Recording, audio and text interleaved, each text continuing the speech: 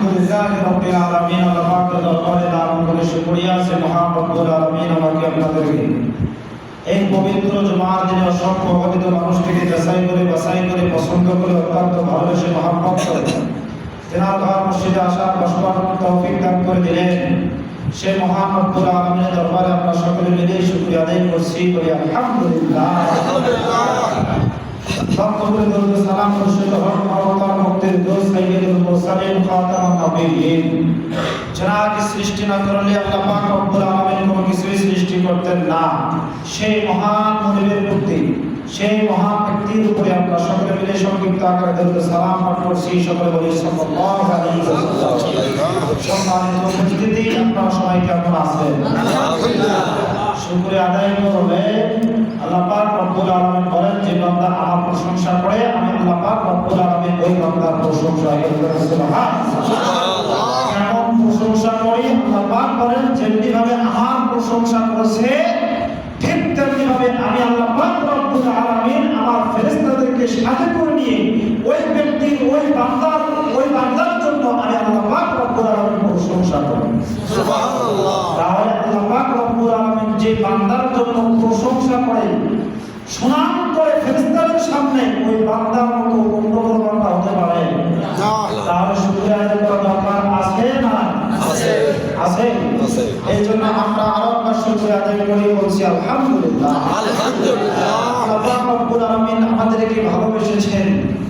যদি ভালো নাই বাসতেন তেনার ঘর মসজিদে আসার কিন্তু আমাদের সুযোগ হইতো না, কিন্তু সুযোগ করে দিয়েছেন যেহেতু, এই জন্য আল্লাহ পাক রব্বুল আলামিন বলেন, বান্দা তোমাকে আমি হাত দিয়েছি, পা দিয়েছি, চক্ষু দিয়েছি, কান দিয়েছি, মুখ দিয়েছি, জবান দিয়েছি এবং তোমার একটা জিহ্বা দিয়েছি কথা বলার জন্য, স্বাদ গ্রহণ করার জন্য। এরপরেও কি তুমি আল্লাহর কি প্রশংসা করবে না? কৃতজ্ঞতা আদায় করবে না? কৃতজ্ঞতা প্রকাশ করবে না? এটা আল্লাহ পাক রব্বুল আলামিন বলেন। এরপরে যদি কোনো বান্দা যদি আমরা কি করি, আল্লাহ রব্বুল আলামিনের কৃতজ্ঞতা আদায় না করি, প্রকাশ না করি, শুকরগুজার না করি, শুকরিয়া আদায় না করি, আল্লাহ পাক রব্বুল আলামিন বলেন, বান্দা তোমাকে যা নিয়ামত দিয়েছি এই নিয়ামত আমি ছিনাই দেব না। নাউযুবিল্লাহ। আর যদি আদায় করো যা দিয়েছি আর অর্ধেকের ডাবলের থেকে ডাবল আমি আল্লাহ পাক রব্বুল আলামিন তোমাকে দান করব। সুবহানাল্লাহ। সুবহানাল্লাহ বলেন না? সুবহানাল্লাহ। কেমন নিয়ামত? এই যে চলাফেরা একটা নিয়ামত না? ভালোভাবে চলতে পারতেছি, বয়স হয়ে গেছে তারপর চলতে পারতেছি, এটা কি নিয়ামত নয়? কথা বলেন না কেন? নিয়ামত হয় কি হয় না? এর থেকে আর কি নিয়ামত আপনারা চান? আর বেশি কিছু নিয়ামত আমাদের আশা করা যায় না। ভালোভাবে চলতে পারি, এর থেকে আমরা কি বড় আশা করব? ভালোভাবে দেখতে পারতেছি, চোখ দুটো মেলাপ করলেই, চোখ দুটো খুললেই অথবা 1000 কিলোমিটার পর্যন্ত এই চোখের পাওয়ার আল্লাহ রাব্বুল আলামিন দান করেছেন। ঠিক না? সব থেকে দ্রুতগামী হচ্ছে আমাদের দুই চক্ষু। এই দুই চক্ষু যত দূর পর্যন্ত সেকেন্ডের মধ্যে যাইতে পারে, যত 1000 কিলোমিটার যাইতে পারে, মনে আসতেছে না কথাটা? তার থেকে দ্রুতগামী এখনো পর্যন্ত কোন বৈজ্ঞানিক কোন যন্ত্র তৈরি করতে পারে না। কিন্তু আল্লাহ পাক রব্বুল আলামিন আমাদের চক্ষু দিয়েছেন, চক্ষু বন্ধ করব আর খুলব, সাথে সাথে কত 1000 কিলোমিটার পর্যন্ত আমাদের দেখা যায়। এটা নিয়ামত নাকি অন্য কিছু? নিয়ামত। নিয়ামত না গেছে? নিয়ামত মনে করেন তো? নিয়ামত মনে করেন না? এই চোখের হেফাজত করতে হবে, দায়িত্ব কার? আল্লাহ। আমাদের দায়িত্ব চোখের হেফাজত করতে হবে, দায়িত্ব কার? আমাদের দায়িত্ব। এই চোখের হেফাজত যদি করতে না পারি, নিয়ামত ছিনিয়ে দিবে। কিভাবে? বন্ধ করে দেবে। কি করে দিবে? বন্ধ বানিয়ে দিবে, দেখতে পারবেন না। হাত দুটো আছে, শক্তি আছে, শক্তির বড়াই দেখান। শক্তি কিভাবে মানুষের কাছে প্রয়োগ করতে হয় সেটা দেখান।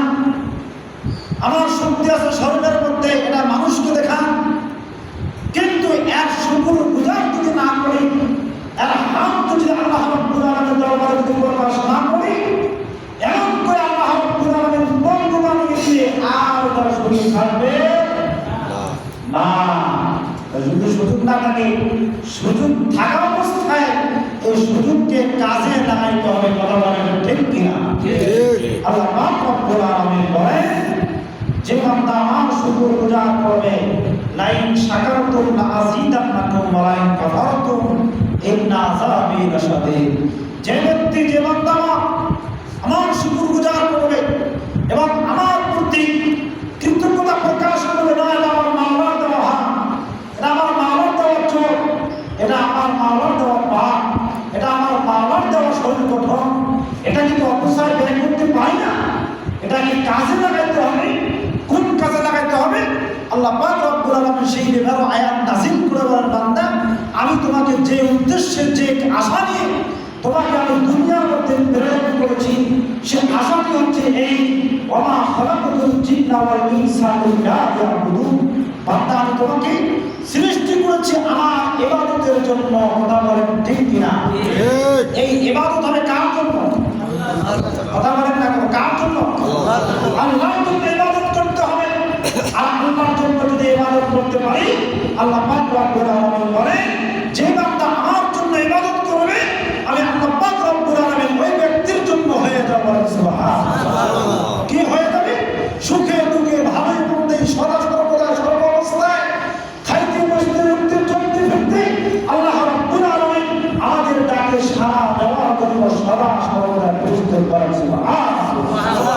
সম্মানিত উপস্থিতি, আমি কোরআনুল কারীম থেকে যে আয়াত এখানে তেলাওয়াত করছি, আল্লাহ পাক রব্বুল আলামিন এই কোরআনুল কারীমের মধ্যে কি জানান এবং আল্লাহ রাসূল সাল্লাল্লাহু আলাইহি ওয়াসাল্লামের হাদিস থেকে আমি যে হাদিসটি পড়েছি, আল্লাহ রাব্বুল আলামিন চাইলে এই আয়াত এবং হাদিসকে সামনে রেখে আমি আজকে আলোচনা শুরু করব এবং আল্লাহ রাব্বুল আলামিন চাইলে যতদূর পর্যন্ত নিয়ে যাওয়ার সুযোগ হবে ততদূর পর্যন্ত আমি নিয়ে যাওয়ার চেষ্টা করব।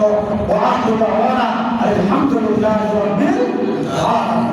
আসুন এখন আয়াত দিকে আসি। আল্লাহ পাক রব্বুল আলামিন কে বলেন? আল্লাহ রাব্বুল আলামিন বলেন, ওয়া ইযা কুরিয়াল কুরআনু ফাসতামি